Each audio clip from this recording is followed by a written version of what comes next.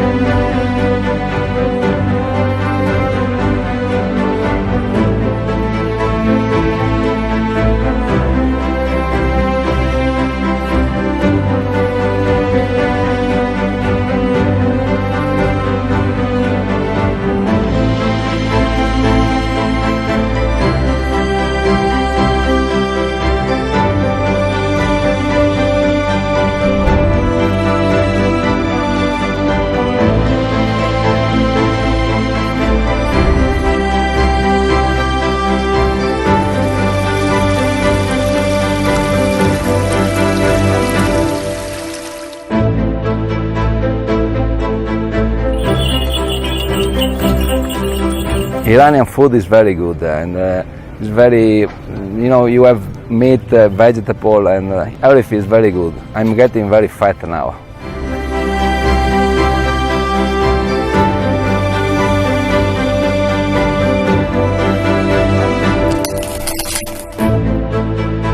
Gas. We will see you at the 11th Isfahan International Tourism and Handicraft Exhibition.